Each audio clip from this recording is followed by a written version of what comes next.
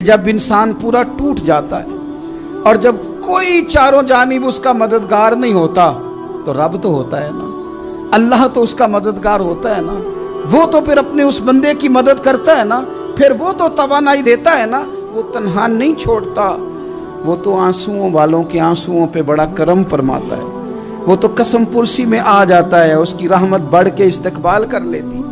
اور زندگی میں کبھی کوئی ایسا وقت آئے کہ آپ محسوس کریں کہ تنہا رہ گئے ہیں اور کئی اپنے بھی مخالفین کی جماعت میں نظر آنے لگے ہیں، تو اس وقت پھر دل، روح، زبان اور ذہن کو یکجا کر کے سمجھ لینا کہ جب ساری دنیا ساتھ چھوڑ جاتی ہے تو رب کی رحمتیں اس وقت بھی ساتھ رہتی ہیں اور اللہ کی مدد اس وقت بھی بندے پہ کرم نوازی کرتی ہے۔ آزمائش آ جاتی ہے، بڑے بڑوں پہ آ جاتی ہے، لیکن بعض اوقات بڑی تکلیف ہوتی ہے جب اس بندے کو لوگ کٹہرے میں کھڑا کر دیں جس کا جرم ہی کوئی نہیں، اس شخص سے لوگ سوال جواب شروع کر دیں جس بیچارے کے خیال میں بھی وہ بات نہیں، پھر وہاں وضاحتیں دینا، نہ کردہ گناہوں کی وضاحتیں دینا، یہ بڑا بوجھ بنتا ہے، بڑی تکلیف ہوتی اور لوگ کرتے ہیں یہ کام۔ پھر اللہ تعالیٰ جب بندوبست فرمائے، صحیح بخاری میں حضرت جریج کا ذکر فرمایا، جریج نفل پڑھ رہے تھے، ماں نے آواز دی، وہ آ نہیں سکے، نماز میں تھے، ماں ناراض ہو گئی، اس نے ہاتھ اٹھا کے کہا اللہ یہ اتنی دیر تک مرے نہ جب تک کسی بری عورت کا منہ نہ دیکھ لے۔ کسی اور کی دعا کے لیے سند نہیں ہے کہ وہ تیرے حق میں ضرور قبول ہوگی، لیکن ماں باپ کی دعا کے لیے میرے نبی پاک نے سند بیان کی ہے۔ سید عالم صلی اللہ علیہ وسلم فرماتے ہیں جب بھی ماں باپ اولاد کے لیے ہاتھ اٹھاتے ہیں رب ضرور قبولیت کا شرف عطا کرتا ہے۔ تو جہاں سند موجود ہے نا، کچھ افتتاح ابا جی سے بھی کرا لینے چاہیے، کچھ کام شروع کرنے سے پہلے صرف اماں سے ہی دعا کرا لینی چاہیے، یہ والا افتتاح بھی بڑے کام کا ہے کیونکہ یہاں سند بیان کر دیا میرے نبی کریم۔ تو جناب جریج کی ماں ناراض ہو گئی، کہنے لگی اللہ اس نے میری بات نہیں سنی، اب تھے تو وہ نیک لیکن رب کریم کی حکمت کا تقاضا ہے، ماں کی دعا کو بھی قبول کرنا تھا، اللہ نے آزمائش میں مبتلا کر دیا۔ والدہ تو چلی گئیں، وہ ایک خیمے میں، ایک کٹیا میں، ایک جھونپڑی میں عبادت کرتے تھے، اللہ کو یاد کرتے تھے، رب رب کرتے تھے، اور لوگ ان کی بڑی تعریف بھی کرتے تھے، لوگ ان کے ارادت مند بھی تھے، عقیدت مند بھی تھے، اہل محبت بھی تھے۔ ایک عورت آ گئی، بس وہ اللہ کی حکمت پوری ہونی تھی، اس نے آ کے پہلے تو انہیں اپنی طرف مائل کرنا چاہا، جب نہ مائل ہوئے تو الزام لگا دیا۔ یہ ہمارے دور کا تقاضا ہے، لوگ پہلے آپ کو اپنے حق میں قائل کرتے ہیں، اپنی فرما برداری میں لانا چاہتے ہیں، اگر آپ نہیں آتے تو پھر وہ آپ کو مجرم قرار دے دیتے ہیں، یا میرے ساتھ چل ورنہ پھر میں تیرے خلاف پراپوگنڈا کروں گا۔ دو ہی باتیں، پہلے اس نے قائل کیا، جب جناب جنید قائل نہ ہوئے تو اس نے قریب ایک چرواہا تھا، اس چرواہے کے ساتھ جا کے منہ کالا کیا، مقررہ وقت پہ بچہ پیدا ہو گیا۔ لوگوں نے کہا کس کا ہے؟ کہنے لگی اس خانقاہ میں، اس حجرے میں عبادت کرنے والے کا ہے۔ اگر کسی دیندار پر ذرا سا بھی الزام لگ جائے تو آپ یقین کریں کہ بڑے بڑے خوفناک لوگ بھی نیک ہو جاتے ہیں، جن کا اپنا سارا ماضی کالا سیاہ ہو وہ بھی اجالوں کے راہبر بن جاتے ہیں، جن کی اپنی زبانیں ساری زندگی آلودہ رہی ہوں وہ بھی بڑے بڑے اعلیٰ سچ بولنے لگتے ہیں۔ اعلیٰ کچے میرے مکان کی دیوار کیا گری، لوگوں نے تو میرے صحن میں رستے ہی بنا لیے۔ بڑے لوگ آ جاتے ہیں، پھر بڑا کچھ کرتے ہیں اور بڑے بڑے خوفناک جملے کستے ہیں، بس کو نقطہ جو ہاتھ آ گیا ایسے جیسے گرنے کا انتظار کر رہے تھے۔ اب جناب لوگ اٹھے، احتجاج شروع ہو گیا، شور پڑ گیا، یہ بابا بڑا نیک بنتا تھا، نفل پڑھتا تھا، عبادتیں کرتا تھا، دیکھو اس کا حال کیا ہے کہ اس نے ناجائز بچہ پیدا کیا۔ بغیر تحقیق کے میں کہہ چکا ہوں کہ الجھے الجھے بکھرے بکھرے روز و شب دیکھے گا کون، لوگ تیرا جرم دیکھیں گے، سبب دیکھے گا کون، لوگ تیرا جرم دیکھیں گے، سبب کوئی غور نہیں کرتا کہ وجہ کیا تھی۔ او بھائی کچھ تو مجبوریاں رہی ہوں گی، یوں ہی کوئی بے وفا نہیں ہوتا۔ الزام لگا دیا، شور ہوا، احتجاج ہوا، دنیا کٹھی ہوئی، ان کا انہوں نے حجرہ گرا دیا، مارا بھی، پیٹا بھی، ایک نیک آدمی کو بدنام بھی کیا، برا بھلا بھی کہا، گالیاں بھی دیں، جو کر سکتے تھے کیا۔ اب جب سزا دینے لگے نا تو جناب جریج کہنے لگے تھوڑی سی اجازت دیتے ہو، مار تو تم نے دینا ہی ہے۔ کہا جناب ٹھیک ہے دیتے ہیں۔ انہوں نے کہا صرف 2 نفل پڑھنے ہیں۔ اب وہ نفل پڑھ رہے تھے تو لوگ اس وقت بھی کہہ رہے تھے فراڈ ہی کر رہا ہے، دھوکہ ہی دے رہا ہے، چونکہ ذہن بن گیا نا، بدگمانی آ گئی۔ انہوں نے 2 نفل پڑھ کے ہاتھ اٹھائے، کہا اللہ جانا تو میں نے ہے، پر اس رسوائی کے ساتھ جنازے تک نہیں خراب ہو جاتے، قبریں تک نہیں لوگ بدنام کر دیتے۔ کہا اللہ جانا تو ہے، پھر اس رسوائی کے ساتھ تو میری مدد فرما، اب تو میرا کیس تیری ہی عدالت میں ہے، تو رحمت کا دروازہ کھول۔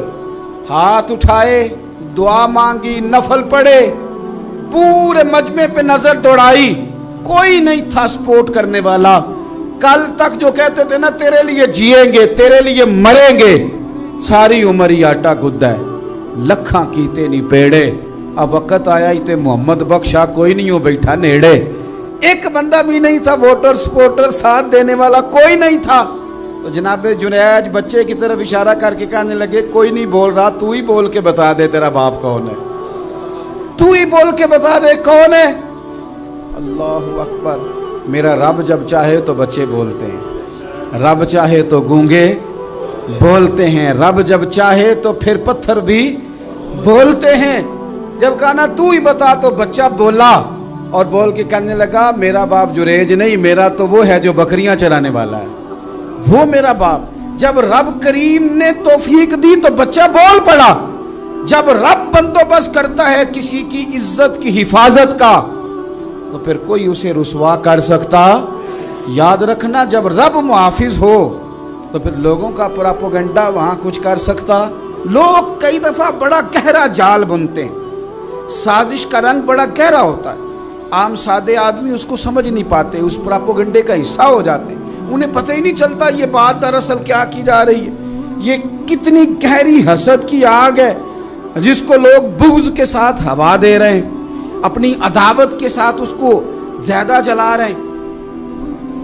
حضرت سیدنا عائشہ صدیقہ رضی اللہ تعالیٰ عنہ بیان کرتی ہیں، اور لطف کی بات یہ بھی بخاری میں موجود ہے۔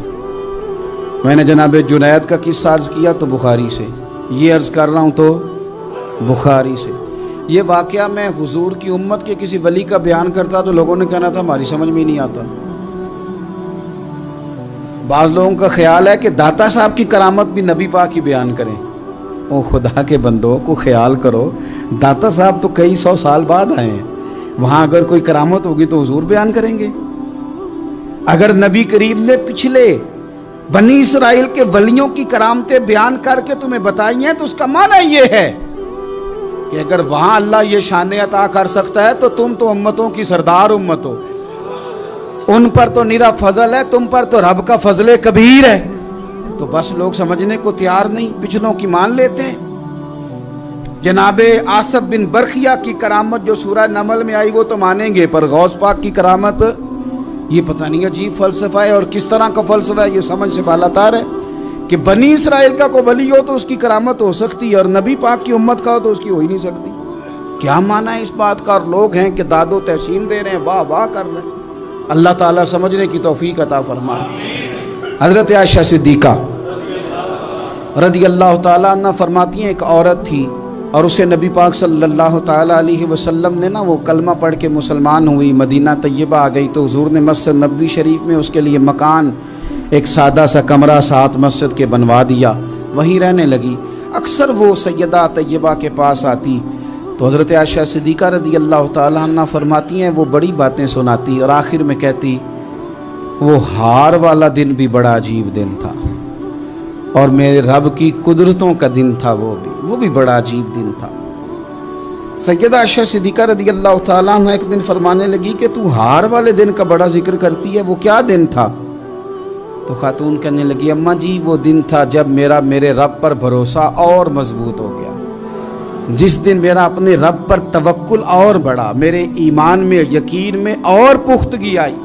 کہنے لگی میں ایک گھر کی کنیز تھی، نوکرانی تھی، اس گھر میں ایک بچی تھی جس کے پاس سونے چاندی ہیرے جواہرات کا ہار تھا۔ اس زمانے میں چمڑے کے اوپر لوگ ہیرے جواہرات لگاتے تھے۔ کئی دفعہ سرخ رنگ کے چمڑے پہ لگائے جاتے تھے، وہ بچی پہنتی تھی، تو کہتی ہیں بچی کے اس نے اتار کے رکھا یا اس سے گرا وہ ہار، تو چیل اسے اٹھا کے لے گئی گوشت سمجھ کے، اور میرے سامنے اٹھا کے لے گئی۔ گھر والوں نے مجھ سے پوچھا، یہ بخاری میں موجود ہے، گھر والوں نے پوچھا مجھ سے کہ وہ ہار کہاں ہے، تو میں نے کہا چیل اٹھا کے لے گئی۔ گھر میں کچھ چوری ہو جائے تو سب سے پہلا الزام کس پہ لگتا ہے؟ ملازمین پہ۔ کہتے انہوں نے مجھے بڑا مارا، بڑی تکلیف تھی، حتیٰ کہ میری شرمگاہ تک کی تلاشی، میری عزت اتنی خراب کی میں بتا نہیں سکتی۔ میں نے اپنی زندگی میں ایک واقعہ دیکھا، ایک امیر گھر میں چوری ہو گئی، ملازم کو اتنا مارا کہ وہ چارپائی پہ پڑ گیا، پولیس والوں سے اتنی مار پروائی گئی کہ وہ بیچارہ چارپائی پہ پڑ گیا، اور پھر وہ اتنا بیمار ہوا، اور کچھ دنوں کے بعد پتہ چل گیا کہ چور تو اپنا بیٹا ہے ان کا۔ پھر اس کا انتقال ہو گیا۔ اب وہ سیٹھ صاحب اور گھر والے آ کے نا مرنے والے کے کان میں معافیاں مانگ رہے ہیں، کان میں۔ تو میں نے ان سے پھر کہا تھا کہ یہ تو اب چلا گیا ہے، تمہارا زور چلتا تھا نا، تو تم نے قانون خریدا اور تم نے اسے جتنا ہو سکا تم نے اسے مار پڑوائی، تمہارے پاس جو عدالتیں تھیں تم نے وہاں کارروائی کی، اب ایک عدالت قیامت کے دن لگے گی۔ یہ کمزور تھا نا، کچھ کر نہیں سکا۔ میرے نبی پاک صلی اللہ علیہ وسلم نے فرمایا، سن لو، اگر سینگ والی بکری نے بغیر سینگ والی بکری کو تکلیف دی ہوگی نا تو قیامت کے دن اسے بھی بدلہ دینا پڑے گا، کہ تیرے پاس سینگ تھے اور تو نے اسے مارا تھا۔ وہ خاتون عرض کرتی ہے سیدہ عائشہ کی خدمت میں کہ مجھے بڑا مارا، مجھے تکلیف دی، میں کہہ رہی تھی کہ میرے سامنے چیل لے گئی ہے، پر وہ نہیں مان رہے تھے، اماں جی انہوں نے مجھے بڑا مارا۔ حضرت عائشہ صدیقہ کہتی ہیں پھر کیا ہوا؟ کہنے لگی اماں جی جب کوئی میرا مددگار نہ رہا، مجھے تکلیف دے رہے تھے، رسوا کر رہے تھے، تو میں نے اپنے رب سے مدد چاہی، میرے رب کی طرف میں نے توجہ کی، میں نے کہا مالک اب تو ہی میرا مددگار ہے۔ کہتی ہے وہ مجھے مار رہے تھے تو وہ چیل جو ہار لے گئی تھی وہی لے کے واپس آ گئی، اور ہمارے سروں کے قریب لا کے اس نے جب اس ہار کو پھینکا، وہ مجھے چھوڑ کے سائیڈ پہ ہوئے، وہ میری بے گناہی جان گئے، لیکن آپ کو بتاؤں اس دن سے میرا اپنے رب پر یقین اور بڑھ گیا۔ ٹوٹے دلوں میں تو رب ملتا ہے، جب لوگ تانے دیتے ہیں، جب لوگ تکلیف دیتے ہیں، جب آپ بالکل ٹھیک چل رہے ہوتے ہیں، جب آپ محنت کر رہے ہوتے ہیں، جب آپ مخلص ہوتے ہیں، جب آپ جد و جہد کر کر کے تھک جاتے ہیں، اور لوگ جب پوری طور پر تانا زنی کرتے، باتیں سننے کو جب ملتی ہیں، میں دیانتداری سے کہتا ہوں جب لوگ پوری طرح دل توڑ دیں، پھر کوئی سجدے کا مزہ ہے، پھر کوئی دعا کی لذت ہے، پھر کوئی چسکا ہے اس کی بارگاہ میں حاضری کا، پھر کوئی تڑپ پیدا ہوتی ہے اس کیفیت میں۔ وہ جب لوگ آپ کو پوری طرح تکلیف دیں اور سارے اسباب ظاہری ختم ہو جائیں، وہ جو لذت ہے نا اللہ کی بارگاہ میں جڑنے کی، وہ تعریف والوں کو کئی دفعہ نصیب۔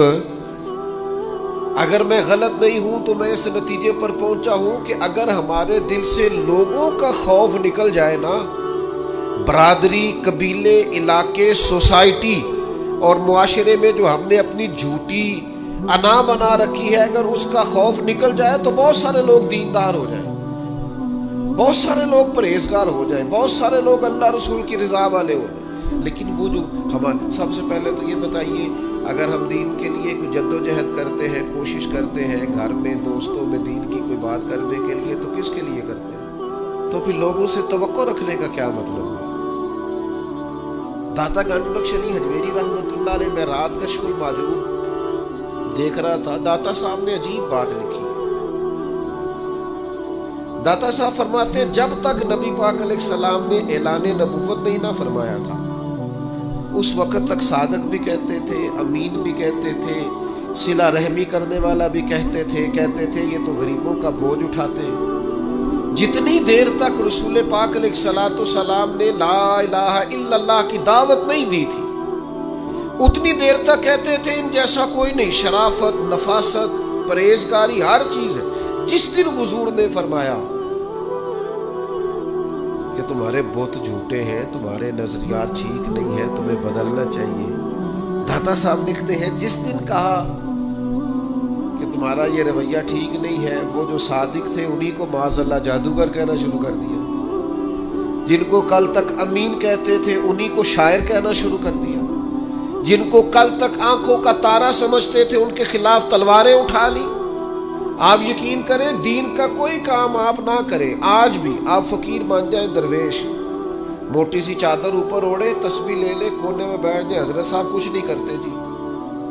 کوئی دین کا کام آپ نہ کریں، کونے میں بیٹھے جی، بڑا فرشتہ آدمی ہے، کسی کو کچھ نہیں کہتا. آپ صوفی مشہور ہے پوری دنیا میں، لیکن اگر آپ کہتے ہیں کوئی تعلیمی کام کرنا ہے، آپ کو کوئی تبلیغی کام کرنا ہے، سوسائٹی میں آپ کو کوئی کردار ادا کرنا ہے، آپ کو معاشرے میں کسی فکر کو پروان چڑھانا ہے، تو آپ کے لیے 100 باتیں، ہزار قسم کے تانے.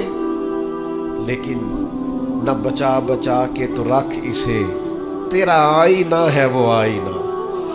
اقبال کہتے ہیں تو اپنے شیشے کو اتنا بچا بچا کے کیوں رکھتا ہے؟ نہ بچا بچا کے تو رکھ اسے، تیرا آئینہ ہے وہ آئینہ. شکستہ ہو تو عزیز تر ہے نگاہ آئینہ ساز میں. حضرت امام احمد بن حنبل رحمۃ اللہ علیہ ایک چور کے لیے اکثر دعا مانگا کرتے تھے. ابو الحسن اس کا نام تھا. امام احمد بن حنبل کہتے یا اللہ اس پہ رحم فرما، یا اللہ اس چور پہ رحم فرما. دعا مانگتے اور دعا کیا مانگتے؟ یا اللہ ابو الحسن اس پہ رحم فرما. ایک دن آپ کے بیٹے نے پوچھا کہ حضور لوگ بڑے پریشان ہیں کہ آپ چور کے لیے دعا مانگتے اور اس کے لیے اللہ کی رحمت طلب کرتے ہیں.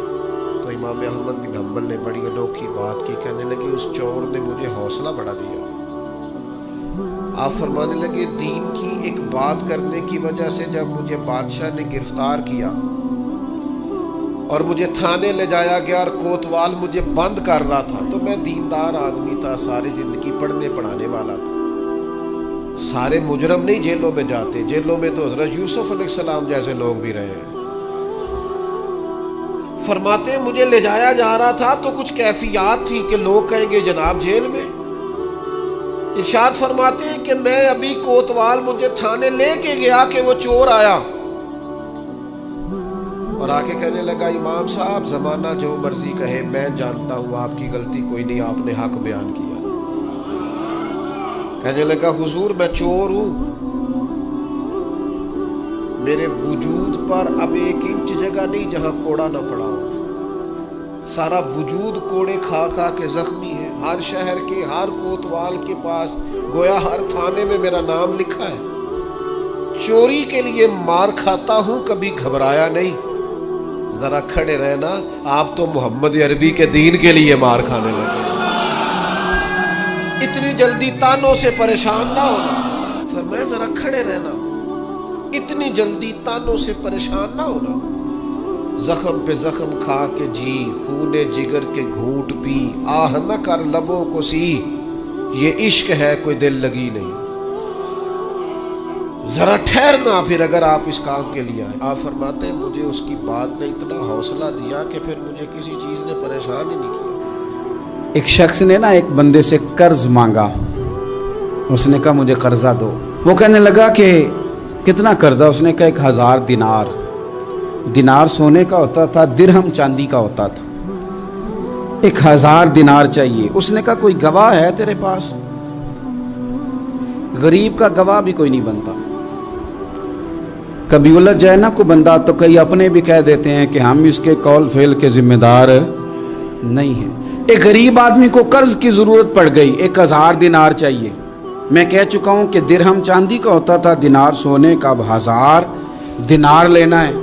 تو جس بندے سے اس نے کہا، اگرچہ وہ نیک بندہ تھا، اس نے کہا یار 1000 دینار دے دو. تو کہنے لگا کوئی گواہ ہے تیرے پاس؟ وہ کہنے لگا غریبوں کا گواہ کون ہوتا ہے؟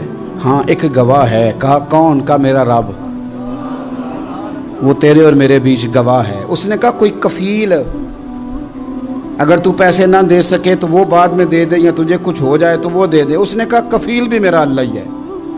میرے پاس اگر ہے تو رب کریم کا نام ہے، اگر اعتماد کر سکتا ہے تو کر لے. بندہ نیک تھا، اس نے کہا رب کے نام پہ، رب کی کفالت پہ، اللہ کو گواہ بنا کے میں تیار ہوں تجھے 1000 دینے کو.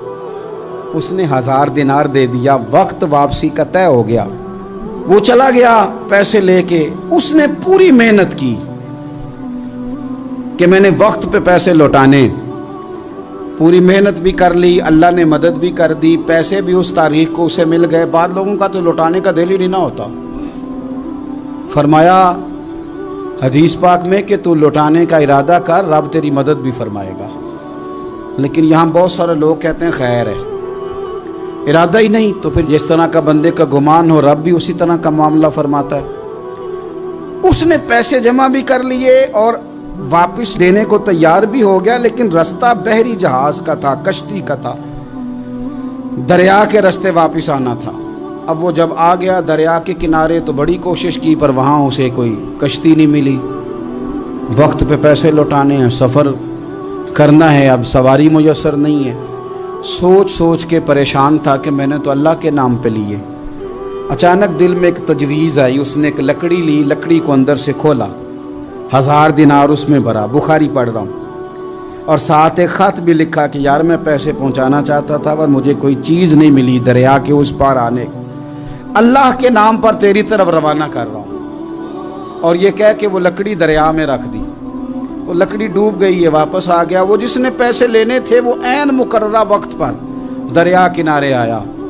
صبح سے سر شام تک اس نے انتظار کیا، دل ڈھلنے لگا تو دل میں خیال آ گیا کہ یار نہیں، اس نے دینا ہی نہیں، جھوٹا وعدہ کر گیا، پہنچا ہی نہیں وقت پہ۔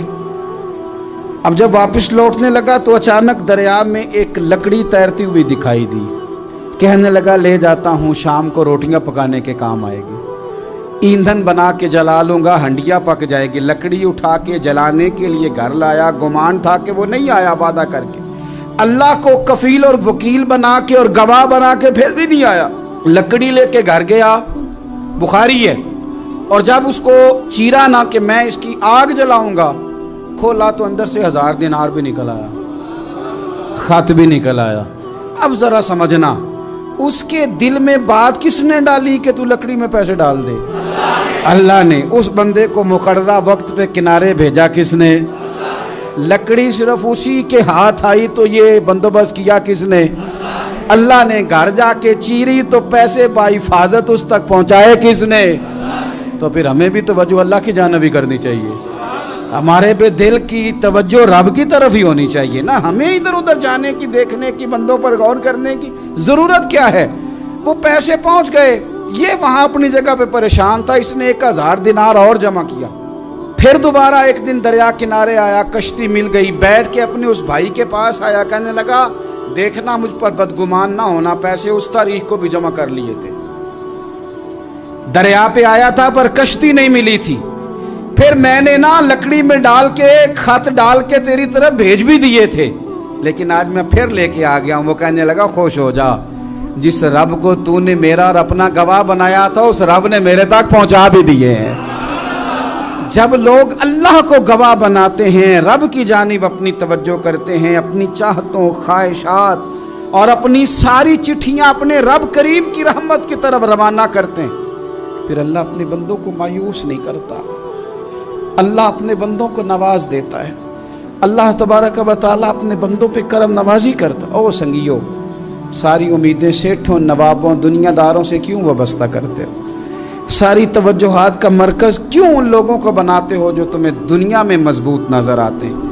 اپنی توجہات کا مرکز اپنے خدا کو بنائیے، اپنے مالک کی جانب اپنی ساری خواہشات کا رخ پھیر دیجئے، اپنی توجہات اپنے رب کی جانب کر لیجئے، وہ اپنے بندوں پہ بڑی کرم نوازی فرماتا ہے، وہ عزتوں کا بھی محافظ ہے، وہ پریشانیوں میں کرم نوازیاں فرمانے والا ہے، وہ ساتھ دینے والا ہے، وہ اس کی رحمت قریب آ کے بندے کو سہارا دیتی ہے، وہ اپنے فضل سے اپنے بندوں کی ہر مشکل میں دستگیری فرماتا ہے۔ اسیاں سے کبھی ہم نے کنارہ نہ کیا، اور تو نے بھی تو دل آزردہ ہمارا نہ کیا، ہم نے تو جہنم کی بہت کی تدبیر، پر مولا تیری رحمت نے گوارا نہ کیا۔ عدل کریں تے تھر تھر کمبن، اچیاں شانہ والے، تجھے تو فضل کریں تے بخشے جامن، میرے جے منہ کالے، آخر دعوایا ان الحمدللہ رب العالمین۔